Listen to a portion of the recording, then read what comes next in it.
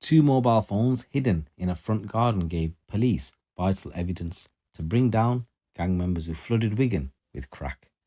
Officers probed the Jake County line, which had been supplying the Greater Manchester town with Class A drugs from Liverpool. Merseyside police said that Michael Moore played a leading role in the operation as the controller. He would send out text messages advertising the sale of drugs in Wigan. Now he's been jailed alongside two women from Wigan who played their own part in the conspiracy. Officers from both Merseyside and Greater Manchester Police worked together in the sting to bring the Jake line down. They uncovered the gang's actions over a 4-month period from November 2023 to March this year. Police say the operation took a significant quantity of drugs off Wigan's streets. Intelligence led to a number of warrants being executed by police, and while officers carried out their searches, they discovered two phones hidden in a front garden, which were key to securing a prosecution. Moore, Natalie Devlin, and Lauren Jones were all charged with conspiracy to supply Class A drugs, crack and heroin between November 2023 and March 2024. All three appeared at Liverpool Crown Court, where they were sentenced, and Moore got jailed for 9 years for his leading role in the drugs chain. Devlin was sentenced to 5 years prison with an additional 12 months for breaching a suspended sentence, and Jones was jailed for 4 years. Detective Inspector Pat Wood from Greater Manchester Police's Wigan Challenger team said, "Our district intelligence team worked diligently to develop pieces of information we were receiving about drug dealing in Wigan. What that intel led us to was a drugs gang operating across the Merseyside and Wigan border. Working closely with Merseyside police who led the investigation, our team alongside the neighbourhood team executed several warrants in the Wigan area, leading to the arrests of the principal members who have been sentenced. During these warrants, we also located two phones hidden in the front garden of one of the properties, which could directly prove their involvement in the drug conspiracy."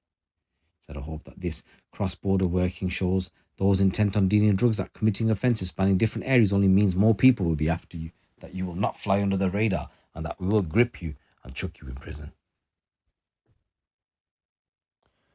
And in this next story, work by Essex detectives has led to 4 men being jailed for a total of 33 years for a violent burglary in Loughton. A group of men armed with knives and pepper spray forced their way into an address shortly before 6:30 in the morning on 21st of July last year.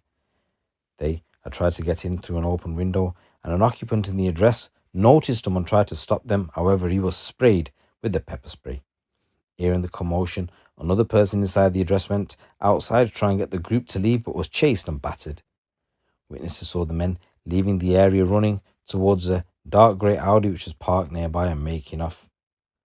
However, around 9 o'clock in the morning, that vehicle was stopped on the M6 motorway between junction 15 and 16, and when cops searched the vehicle, they found a kitchen knife, and they also found a lock knife underneath the rear passenger seat. There were 4 people inside the vehicle: Bailey Rusco, Peter Clegg, Mohammed Fati, and Kai Hurst. The clothing Hurst, Rusco and Fati were wearing when they were arrested was consistent with that was on the CCTV, and also their fingerprints are found at the scene. Fati from Manchester was charged with aggravated burglary. Rusco was also charged with aggravated burglary. Clegg was charged with aggravated burglary. Hurst was charged with aggravated burglary. And they all denied the charge, but following a 3-week trial at Chelmsford Crown Court, they were all found guilty of conspiracy to commit aggravated burglary, and they were all sentenced. So Hurst and Fati each were sentenced to 9 years in prison, while Rusco and Clegg were each given 7.5 years. Investigating officer Detective Constable Alexander Cole from Loughton CID said Kai Hurst, Mohammed Fati, Bailey Rusco, Peter Clegg all conspired together to break into this family's home and attack the occupants inside.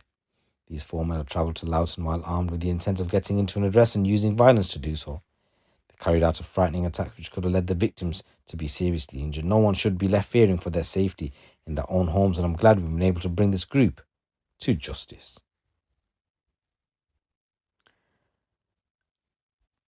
And in this next news story, a man who murdered his friend to steal her jewellery before hiding her body like rubbish under a sofa has been jailed for at least 36 years. Glenna Civita was stabbed 36 times at her home in Middlesbrough in December. Andrew Hall, who was said to be like a brother to her, had denied murder but was found guilty at Newcastle Crown Court. Hall, who was also convicted of the attempted murder of a man and wounding with intent of another man, was jailed for life with a minimum term. Prosecutor said Ms. Civita was killed at her home in the early hours of the 11th of December, with her body found 4 days later, hidden beneath a sofa. In the days between the killing and the discovery of a body, Hall also stabbed 2 of the men after taking drugs with them. Jurors have been told Miss Sivita lived in Jersey for 20 years, but she fell back into drug use after returning to Middlesbrough. She and Hall had known each other since childhood and were like brother and sister, Hall's partner told the trial. During a 2.5-long-week trial, Peter Molson KC said Miss Sivita was killed for her jewellery, which was then sold or swapped for drugs. Hall had denied any wrongdoing but was found guilty after jurors spent a day and a half deliberating. Miss Sivita's son, who found her body, said his whole family had been devastated by his mother's death, and the disgusting violent attack Hall had caused is sickening whirlwind of emotion. He said his mum moved to Jersey to make a nice life for herself, but she returned to Middlesbrough in 2017 after the death of her own mother.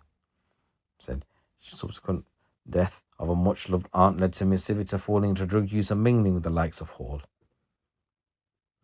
Son said Hall's action against women who knew and trusted him were horrific and despicable, and his mum was hidden like rubbish beneath the sofa. He said nobody should suffer such sickening acts of violence and be left to rot by someone who supposedly cared for her.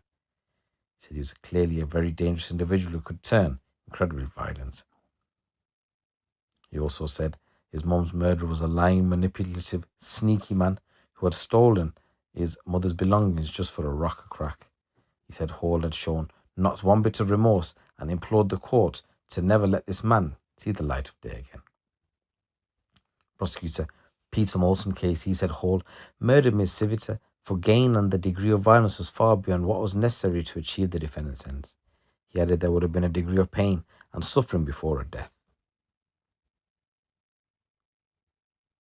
One of the victims, who was repeatedly stabbed in his car outside his home by Hall, said the attempted murder changed his life. He said he had to wear long shirts and hoods to cover his multiple scars, and he could no longer trust anyone. Judge Mr. Justice Lavender said Hall, who had multiple convictions for burglary and theft, launched unprovoked attacks on 3 of his acquaintances over 5 days in December. Said there is no discernible motive, but the judge was sure drugs had played a significant role in Hall's actions. He said you ended Miss Sivita's life and brought grief and misery to the life of others. Hall is also jailed for 25 years for the attempted murder and 5 years for the wounding, both to be served concurrently. Deputy Chief Inspector Peter Carr from Cleveland Police's homicide team paid tribute to Miss Sivita's family, adding that they had shown great courage and dignity throughout the process. He said due to Hall's denials, they've had to listen to the awful evidence in this case and hear about how he was murdered in the family home. He also thanked Hall's other victims for their bravery in attending court and reliving the ordeals as witnesses. Once again, I just want to say rest in peace to the victim and my condolences go out to your family. But here's a number of stories coming out from the streets of the UK. It's your boy GT. Keep it locked, keep it real.